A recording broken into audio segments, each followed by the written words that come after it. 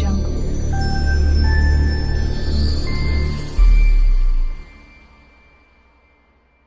Hi நண்பா, welcome back to S clinic. நம்ம already பார்த்தீங்கன்னா ஒரு வீடியோஸில் பார்த்துருந்தோம். கில்லி படத்தை பார்த்தீங்கன்னா திரும்பவும் ரீமாஸ்டரிங்லாம் பண்ணி ரீரிலீஸ் பண்ண போகிறாங்க ஏப்ரல் மந்தில் அப்படின்ற மாதிரி.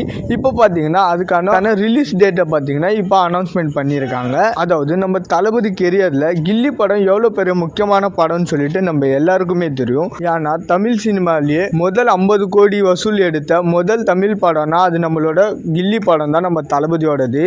அந்த டைம்லேயே பார்த்தீங்கன்னா அதாவது 2004 பார்த்தீங்கன்னா நம்ம தளபதி வேற லெவல் ரெக்கார்ட் பண்ணியிருக்காரு. 2004 50 கோடி வசூல் பண்ண படம் கில்லி படம். அந்த படத்தை இப்போ ரிலீஸ் பண்ணனா எவ்வளோ வசூல் பண்ணுன்னு சொல்லிட்டு நினச்சி பாருங்க. சொல்லும் போதே பார்த்தீங்கன்னா என் உடம்பெல்லாம் புல்லரிக்குது. இந்த வருஷம் அதாவது ஏப்ரல் 17, 2024 வந்துருச்சுன்னா பார்த்தீங்கன்னா கில்லி படம் ரிலீஸ் ஆகி 20 வருஷம் பார்த்தீங்கன்னா கம்ப்ளீட் ஆகுது. அதை செலிப்ரேட் பண்ணுற விதமாக பார்த்தீங்கன்னா இந்த வருஷம் 2024 ஏப்ரல் 17 பார்த்தீங்கன்னா கில்லி படத்தை ரீமாஸ்டரிங்லாம் பண்ணி ரீரிலீஸ் பண்ணுறாங்கன்னு சொல்லிட்டு அஃபிஷியலாக பார்த்தீங்கன்னா அனௌன்ஸ்மெண்ட் பண்ணியிருக்காங்க.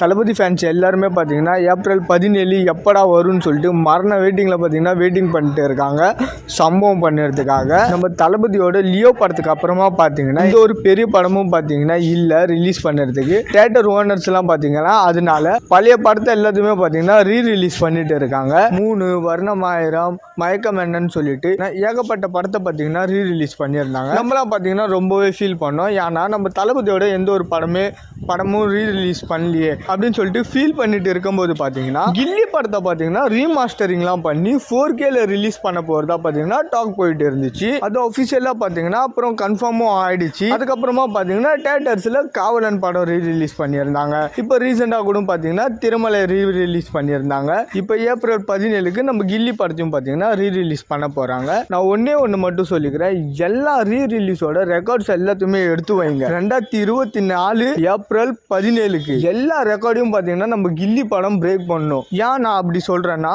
ஃபேன்ஸான நாங்கள் அந்த அளவுக்கு பார்த்தீங்கன்னா கில்லி படத்துக்கு மரண வெயிட்டிங்கில் பார்த்தீங்கன்னா வெயிட் பண்ணிட்டு இருக்கோம். இந்த வீடியோ வேணும்னா கூட பார்த்தீங்கன்னா நீங்கள் சேவ் பண்ணி வச்சுக்கோங்க.